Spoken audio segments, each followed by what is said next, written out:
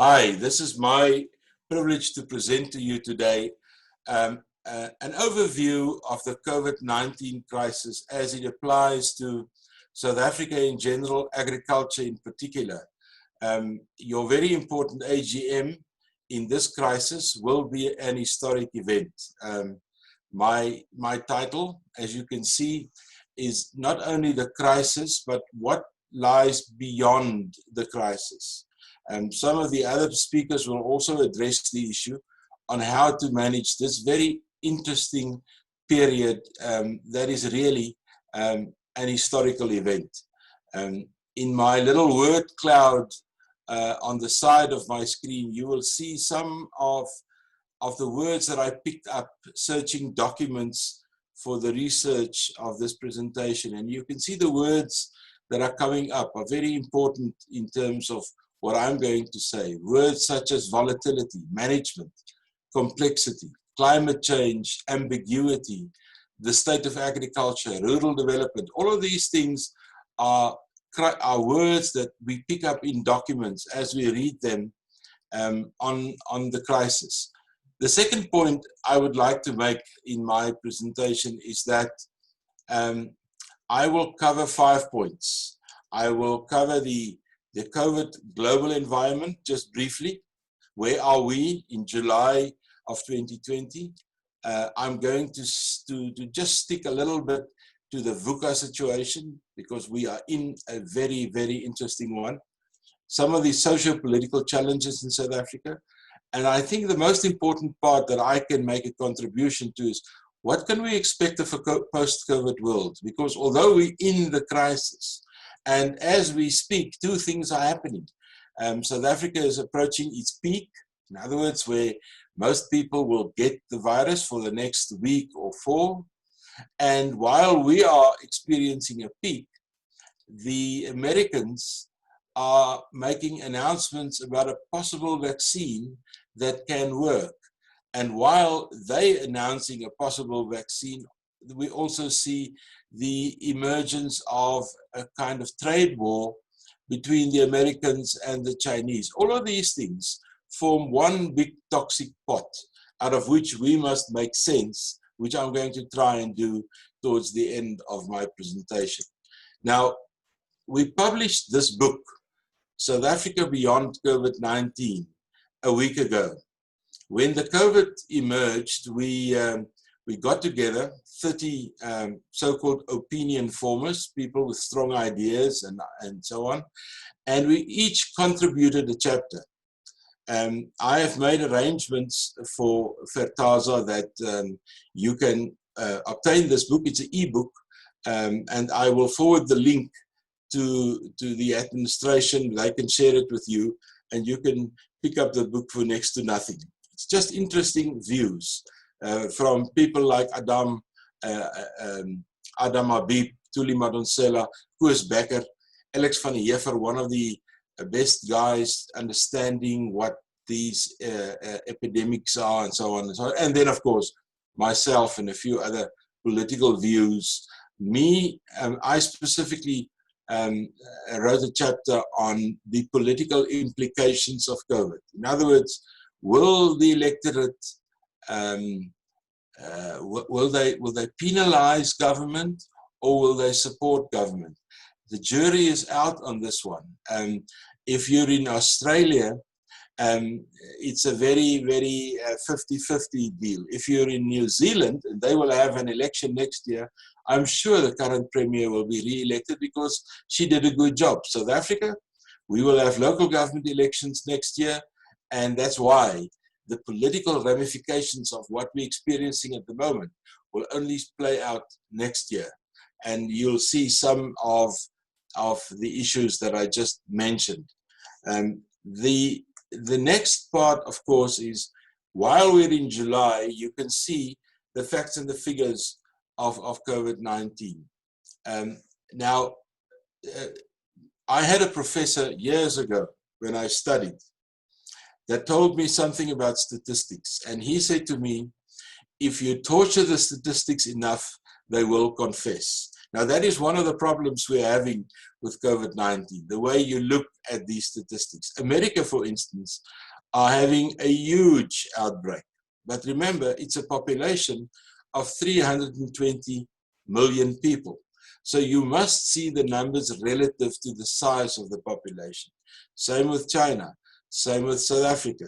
In other words, if you want to compare South Africa with countries with roughly 60 million people. That means Italy and the UK, Germany, those type of countries have got the same population size. Now, if you move away from the exact numbers and you go to a proportionality, this is what then emerges. If you look at deaths, and to me, that is the ultimate measurement of COVID-19. I am not very convinced by the testing statistics, because not every country has got the ability to test, and not every country has got the ability the Americans have to do millions of tests. I think they stand on 40 million at the moment. We can't do that. We don't have the resources.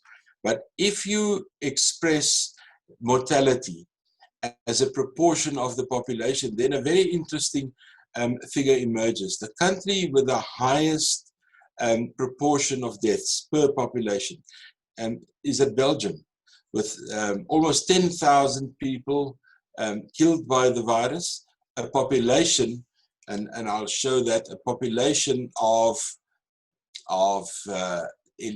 let's say 12 million people, with 10,000 people killed.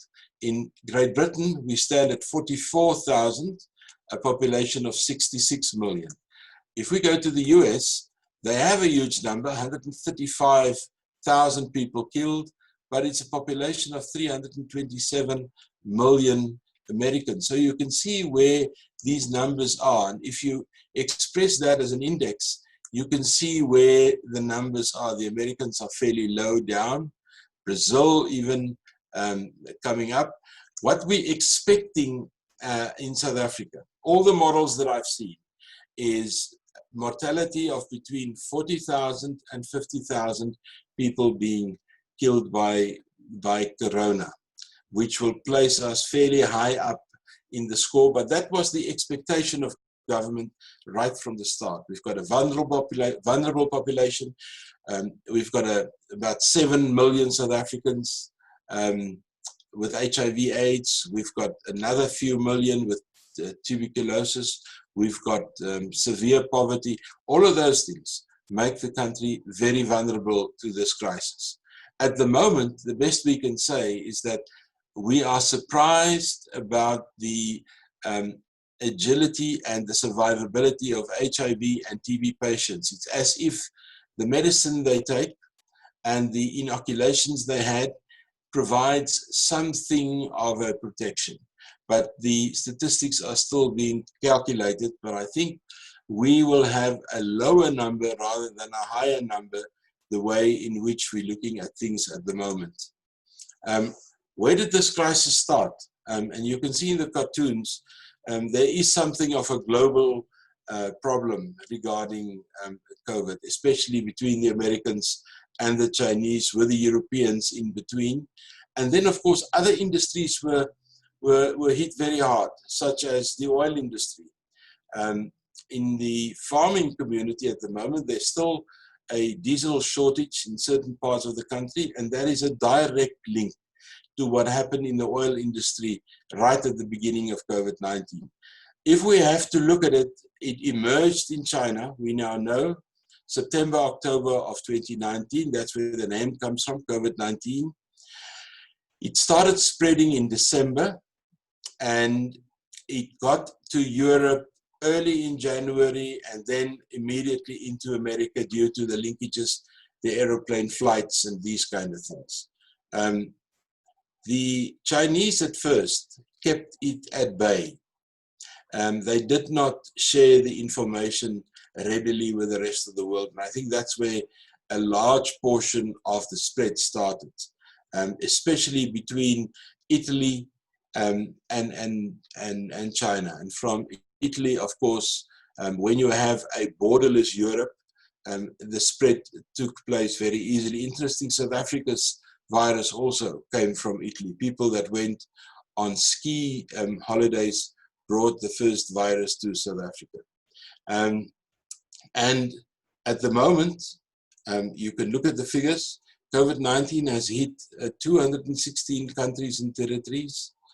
The UN membership currently stands at 193. Now you may ask, where does 216 countries come from? Not all belong to the UN, and some countries, of course, have several entities and authorities and so on, such as the Vatican and some of these microstates.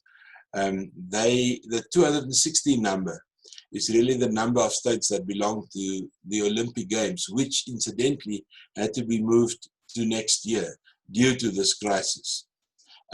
What was the immediate response to the crisis? And in some cases, we're still there. And if you look at Zapiro's very interesting cartoon, if a crisis like this hits, then it actually expands and it brings the fault lines to the fore. In other words, if you've got a problem of some kind, it will definitely become bigger.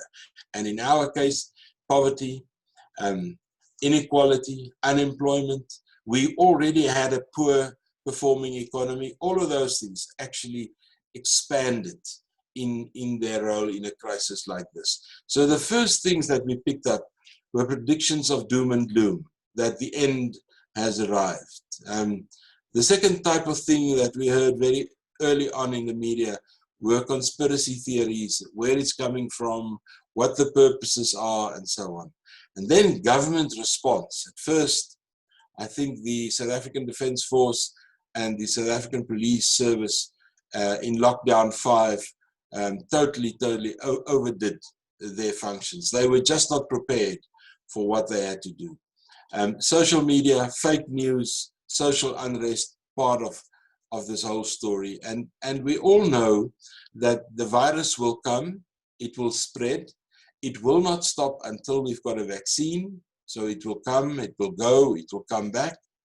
And in South Africa, there's also a very unique situation that our ruling party, the ANC, has had its own internal problems, which is exacerbated by this problem. And therefore the question, can Ramaphosa, which is probably the best political leader we can have in a crisis like this, can he survive this crisis? That is a big question that we all have. This slide is just about the speculation. I took it from the New York Times early in May, where they tried to analyze what's working and what's not working. Does strict lockdowns work? Well, it doesn't really work. It flattens the curve, but then it picks up again. Does cultural distance work? In some cases, yes. In most societies, being culturally distant is not a normal thing, so that's one of the most difficult things to work. Heat and light, you'll remember Donald Trump at one point suggested that as a solution. No, there's no difference. We now see the Americans in the middle of summer, and they're now having most infections ever. So the idea that in warmer climates the virus doesn't work, or alternatively that the virus prefer coldness, it's also not totally, it does not hold. Is the youth more prone or not? It now seems that children, especially now going to school, they carry the virus easily. They're stronger in terms of dealing with it. But everybody is prone. The older ages, of course, 50 and up, are far more vulnerable to this virus. And then, of course, the country where you are and what you're doing. A very interesting article. If some of you would like to do further reading, I've added the link on the slide. Now, important for us is that the virus, in terms of public health, takes on 4 very clear phases. There is the lockdown phase, which we had severely, lockdown 4 and 5. Then out of the lockdown, you get testing and isolation. Then eventually you get to the medication, the vaccine, and I've added the South African phases. We've decided to do 5 phases. Now, if you look at this line, this is the economic line. If you lock down, you put your country immediately in recession. That is what happened to South Africa. As you unlock, you move to expansion. And this is where the world is now going, and this is where South Africa is now going. When we were at lockdown 5, only 27% of the economy were active, agriculture being 1. When we went to lockdown 4, level 4, 54% of the economy were active. When we went to lockdown 3, where we still are, 97% of the economy active, with some things not being allowed, such as the sale of alcohol, cigarettes, and so on. Cigarettes, I'll get back to later on. I think that was a major mistake, and we will, in all probability, the government at least, will pay a price for that. We're the only country in the world having a limitation on cigarette smoking. Then we go to lockdown level 2, which I thought we should be in, because that's where people are finding themselves in terms of how they operate. And then lockdown 1 is normal activity. Now, one of the interesting things about COVID-19 is that when we looked at the risks for the world in 2020, this virus wasn't even remotely part of our thinking. And I'm going to go over this very briefly for the sake of time. This is how the World Economic Forum looked at the world in the beginning of the year. This was released end of January, beginning of February, and you can see the green blocks.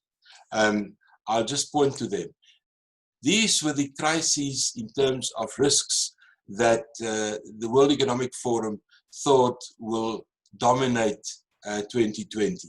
The likelihood of extreme weather patterns that we've experienced in this country the last week or so with the coldness, the failure of climate action, natural disasters, biodiversity loss, and human-made environmental disasters.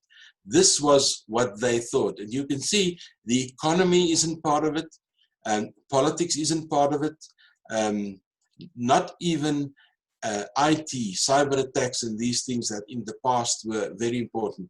The whole mindset of the world in the beginning of this year were focused on climate. Then came, and just to expand on that one, you'll see the top 5 that I just mentioned, climate, then only we will get to IT, politics much lower, and economics even further down. And there I just provide a brief summary of these issues. If we look at the impact, you can see the same picture, that it's dominated by green, in other words, climate, some politics, orange, and then some social. Water has remained a crisis over the last 4 or 5 years in terms of global risks, the availability of water, and of course, whether the water is clean, droughts, and all these kind of things. COVID-19 also changed that. Interestingly enough, in the analysis of 2020, the World Economic Forum at the 10th position, and I'll show it to you here, at the 10th position, they added the potential of infectious diseases. So somebody thought about it, but nobody thought in terms of COVID-19. And again, for purposes of later reading, because we're going to provide this presentation to you as well, you can look at the summary of the issues. Now, let's reassess the global risks. The World Economic Forum came together a month ago, and they said, we'll have to redo the whole thing because everything changed. COVID-19 has been a global reset of things, of economics, of how we trade, of everything. And this is the list they made. Now, I'm not going into the small print that you can see here. Once you've got the slide, you can look at the small print. I'm only going to focus on the main headings of the reset. The first one that they looked at was the impact on financial markets. Now, we all experienced that. The impact on travel, probably the worst hit of all the industries. No travel, no tourism. Impact on trade, very definite changes. E-business, the way in which we do business now has definitely changed. Finding a vaccine is a global race at the moment. It's part of how we look at things. Avoiding infection and spread, how politicians play the game, social distancing, wearing a mask or not. The impact on the workforce. Some people suggest that 40% of all work can take place at home. You don't have to be in the office. Impact, of course, on housing, on office space, and all these kind of things. And the government's response, some governments played this thing according to the book. Some governments at first almost took a cavalier approach, like Brazil, or were overly optimistic, like the Americans, Donald Trump. And then the last one they looked at very carefully were the role of the media. Now, of all of these, I'm just going to look at one of these issues that I think is more appropriate for the business you're in, and that is the impact on trade. And you can see what they've done. They now take the slide on this side and they show the impact of that specific one, that is trade. Where does it hit? And you can see it hits on global governance, the World Trade Organization. It hits on governments, how they respond to these issues. They hit on financial and the monetary system, the digital economy, supply chain and society, advanced manufacturing and production, geoeconomics. And one of the interesting things is this one. The coronavirus won't spell the end of globalization, but change is unavoidable. A picture of export in China. The Chinese economy has slowed down, the worst slowdown in 60 years, which is not good news for China. And the way in which we trade with China and other nations trade with China will definitely see the impact of COVID-19. It is as if most countries are saying, but can we not produce some of the things that we're importing from China ourselves? So there is a little bit of a economic nationalization or an economic nationalism creeping in. I'm not sure whether it's sustainable. I'm not sure where this is going, but it will definitely change the way we're looking at trade vis-a-vis one of the big economies in the world. How big is China? China produces about 26% of all manufactured goods. It is the second biggest economy in the world. And you can see how the trade has changed with different countries. So the Chinese are having a huge impact. Although the virus did not impact, the amount of official deaths in China is 4,500. I think South Africa surpassed the Chinese mortality a day or two ago. But I think the economic impact on China is going to be much bigger than the virus had on them. The last page on trade, the impact on trade is that we see a severe impact on developmental finance, where money is coming from. A country like South Africa is in that bracket. The automotive industry for at least a month or two, total standstill. Volkswagen announced yesterday that their total debt as a global auto manufacturer is now bigger than South Africa's national debt. That's the impact on the automotive industry. The banking and the capital markets, some are making money, some are looking to make money, but it's also a huge challenge for them. Infrastructure, interestingly enough, took a knock, but most countries are looking at infrastructure and infrastructure development as one of the ways to get their economies going. Also the case with South Africa. And then 13, agriculture, food and beverage. This was one of the best times to be in a certain sector, and agriculture is one of those parts of the economy that not only made a huge contribution, but in the case of South Africa, I think with a bumper crop in maize, in soy, as well as citrus exports and so on, South Africa's agriculture is going to make a major contribution to getting our economy on the go again. And I think this is where I would like to introduce the VUCA concept just for a moment. VUCA means a situation where volatility, uncertainty, complexity, and ambiguity dominates the scene. In other words, virtually every day, things are looking different than the previous day. The fact that they move so quickly creates uncertainty.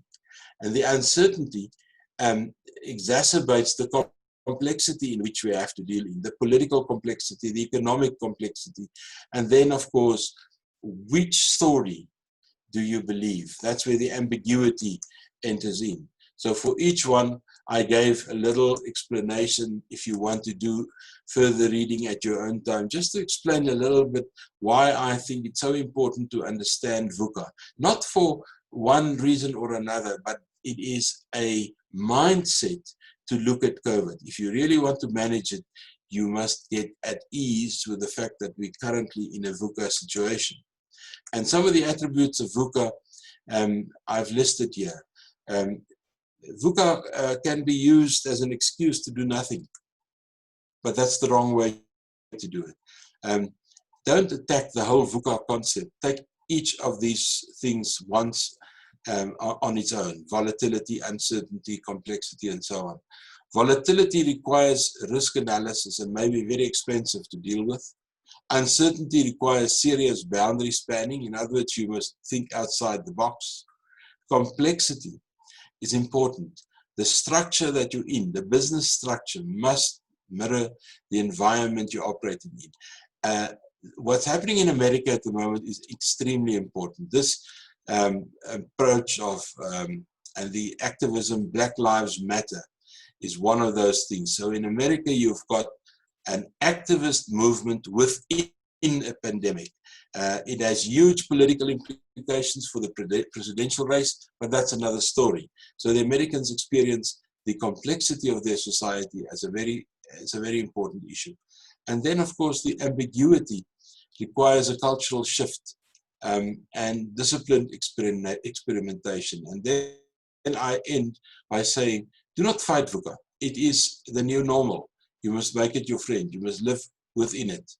And then for South Africa, the socio-political challenges for South Africa during COVID-19, I see South Africa as two cycles: a virtuous cycle and a vicious cycle.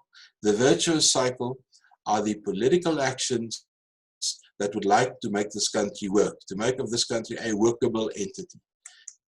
The vicious cycle is those actions, those political actions, those economic actions, those social actions that wants to polarize, that wants to break the country apart.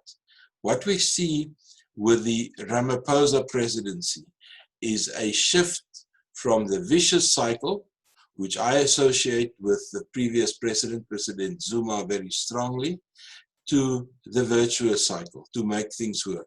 It took us 10 years to get into the vicious cycle. It's going to take a number of years to get out of it. But so while Ramaphosa is trying his level best to get the virtuous cycle going, we see pushback from within the ruling party. So it's a very, very complex situation to deal with. And I listed the elements of the Ramaphosa presidency, and I also listed what the opposing groups, primarily within the ANC, are doing, which is making politics in this country so difficult to pinpoint at a certain point. And then COVID came, and at first, COVID provided the president with a huge advantage, and that is control now sits at the presidency and not in Luthuli House. In other words, it's government and not politics. And then over time, the political thing also crept in and a few decisions were taken. The one thing that I would just like to say is that I do not subscribe to the issue that there was a silent kind of coup within government, and that Dlamini Zuma is actually now running the country. I think that's very far from the truth. Dlamini Zuma is a bureaucrat. She's in cabinet. Cabinet decisions are taken on a consensus basis, which the ANC refers to call a collective decision. But cabinet decisions has always been decisions taken on a consensus basis. And sometimes announcements were made and then decisions were taken, like with cigarettes, saying we can unlock and then we didn't. Or that liquor must now be stopped again because the facts and the figures are showing different. These things are interpreted in huge political terms. I think one should take care to put yourself in the shoes of government and see how difficult it is to take these decisions. I'm privileged to have a daughter working in a hospital, and she just shared with me the issue on how the emergency wards suddenly, after alcohol became available again, suddenly just filled up. So there is definitely something there about limiting the use of liquor again. The slide I'm showing now is the only one that I know of in the country that we can measure political sentiment and economic sentiment in one slide. The blue slide, or the blue line, shows us how the economy is performing, and the red one is showing how the political sentiment in the country follows and sometimes goes beyond what the economy is doing. As you can see from this slide, the economy is now entering another phase of recession, a deep recession. Some people are saying that the economy may contract up to 8%, between 6 and 7%, but up to 8%. So this blue line will come right down to lower levels than previously. Our previous recession went down to 2%, and in 1991 it went down to 3%. This time the scale will be down here. The red line is a simple question that we ask in the manufacturing sector, and that is, does politics influence your decision making? And you can see the scales are inverted. So if a few people say yes, it means politics does not influence. If a lot of people saying yes, it does influence. And you can see what happened when Ramaphosa, or let me first start here. When Zuma took over as president, you can see there's a sliding in the political sentiment. It went down all the way. When Ramaphosa took over, and that's that point, immediately there was an increase in sentiment where people thought, now things are changing, and then it dipped down again. And this line will probably dip even further down as we go into the COVID, post-COVID period, and that is end of the year, beginning of next year, before it picks up its head again. I think Ramaphosa has been given a very, very difficult situation to manage. But I think as we pick up in the economy, and most economists are thinking about a V-shaped economic upswing, in other words, with everything and all the money that's going to be available and all the developments, there will be a very strong upswing in the economy. The cartoon only points that not only at the same time when we receive the message that we are now in junk status, we also reach the point where we got to the point of COVID and how COVID impacted on us. The challenge for South Africa is really the challenge of poverty, which in theoretical terms we refer to as relative deprivation. And that is the gap between what you think you should have and what you really have. And that has increased with COVID-19. So the socio-economic challenges are increasing. And you can see that also in terms of how we're managing the lockdown. You can only manage a lockdown if you can secure access to water, to food, basic services, availability of affordable electricity and other services, and then you can apply law and order. And it seems to me government did not pay attention to these things in the sequence they need to develop. We will have a huge problem in the post-COVID situation, providing food and providing social security to South Africans. So I think the election that we are looking at, local government election next year, will be a very difficult election due to the socio-economic situations that we are going to experience in South Africa. So what can we expect of a post-COVID world, briefly? I think what we can expect is that things will return over time, but they will never return to exactly the same position we were in. That's why I refer to it as a reset, a global reset in terms of economics, trade, and security consequences. I think the role of China will change over time.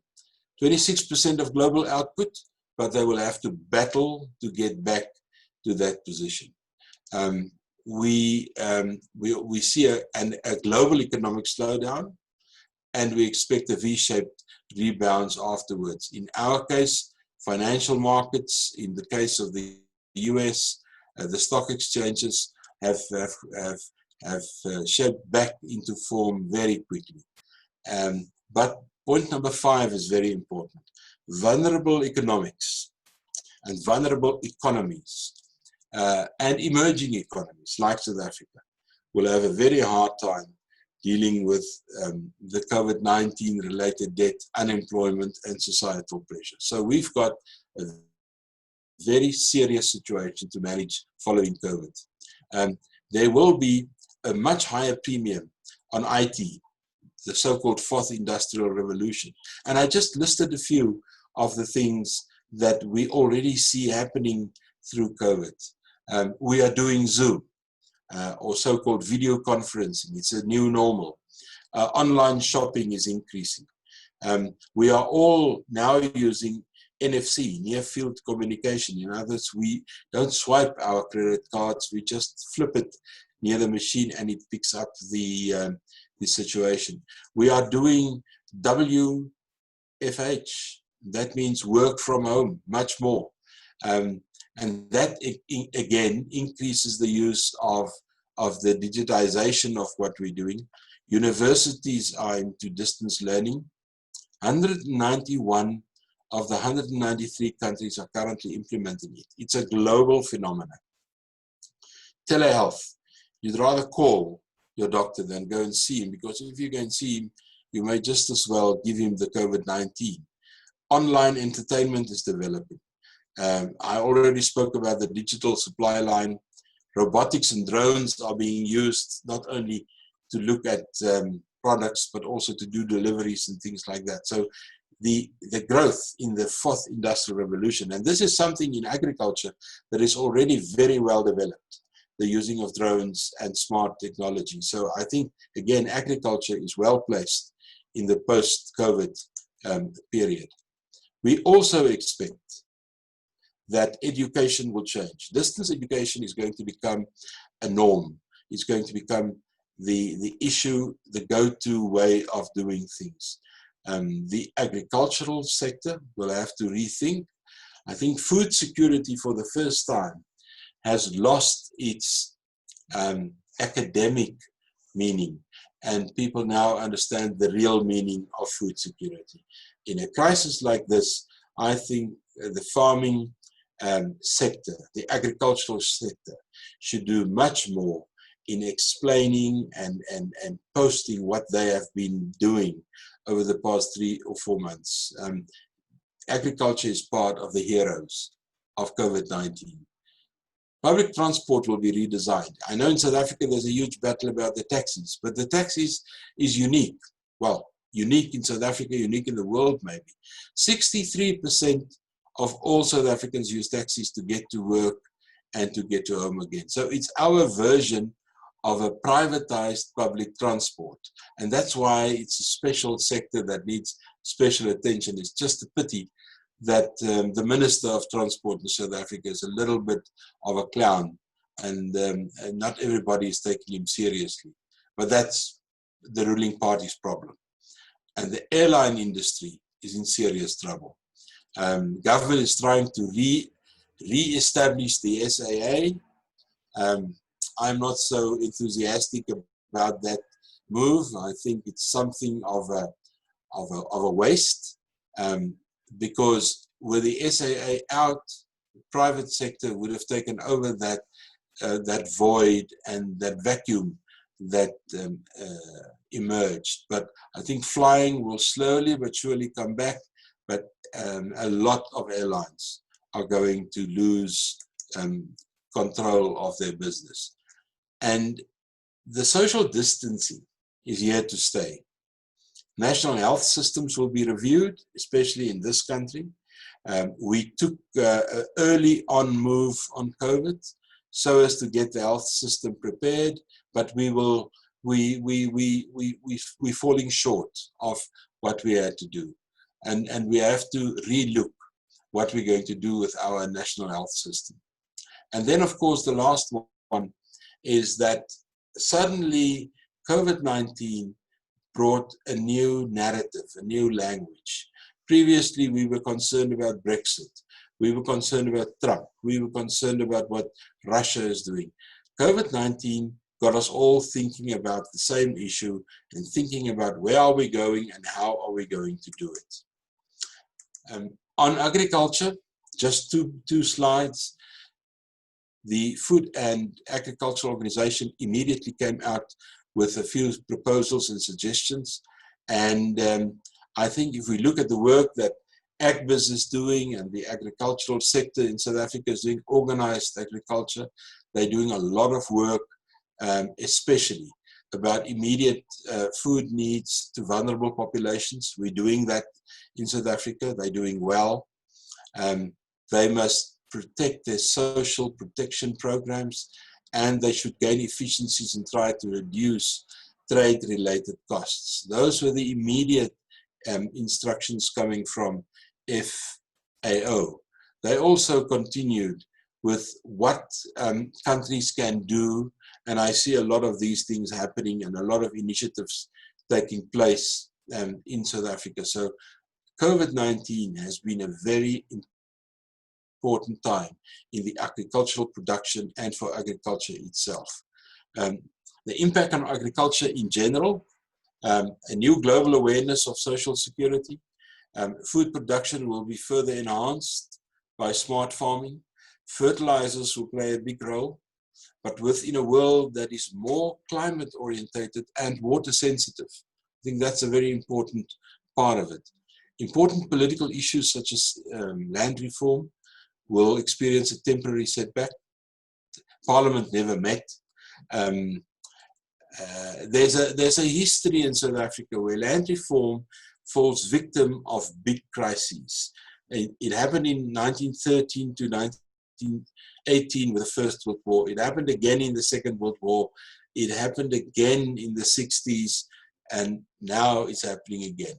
These bigger crises, as if they're so big, they push the necessity of land reform a little bit to the back. But I think it will get out on the shelves again, but a temporary setback. There's an opportunity for agriculture in general to demonstrate its ability to feed the nation, and agriculture should work with government in a constructive way. Leading from behind. Let me introduce that term. Leading from behind.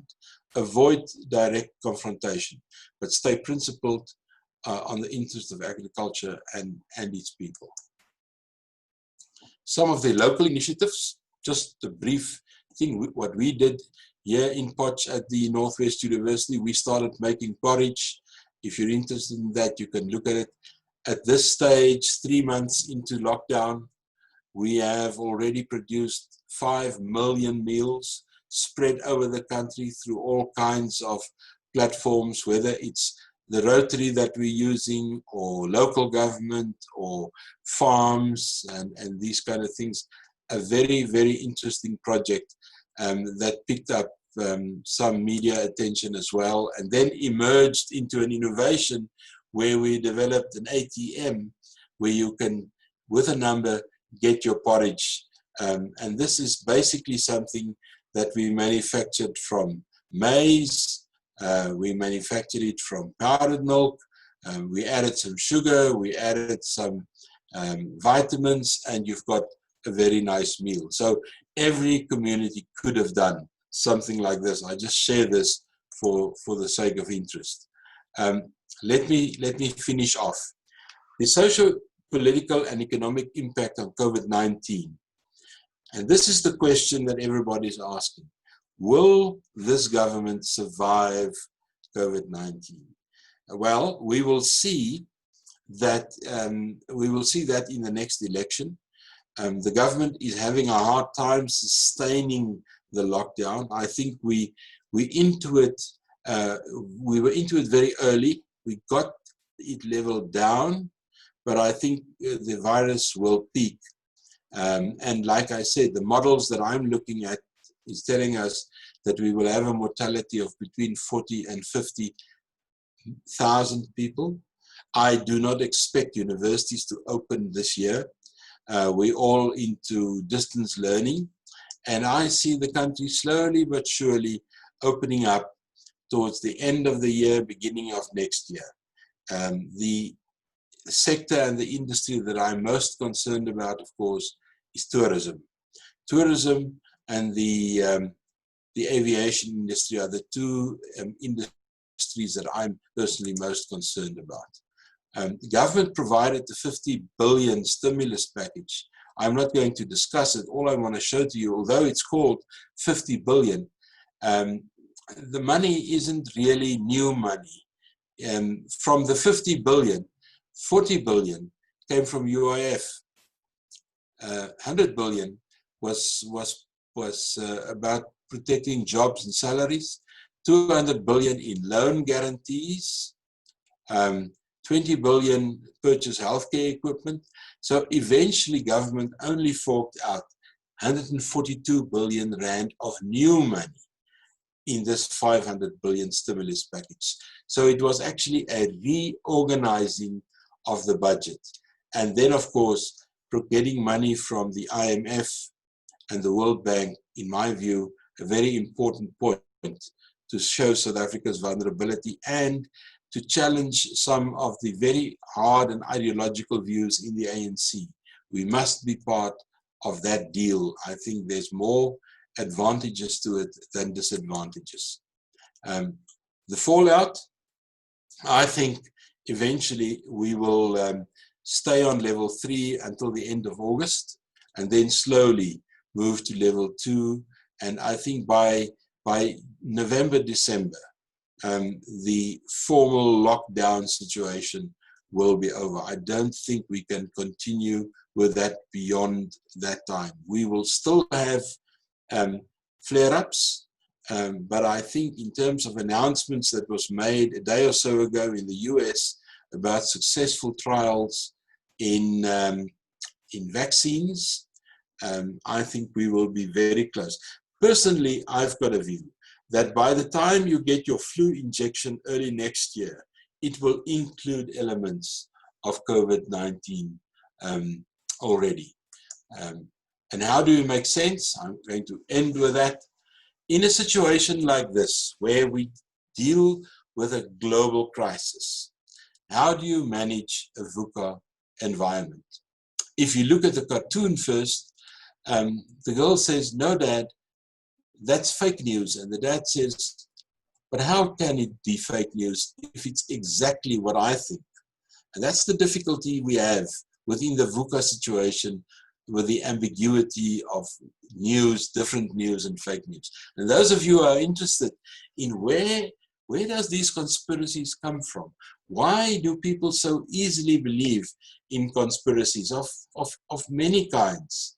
You can read the book Suspicious Minds, wonderful title, as if it is Elvis Presley singing himself.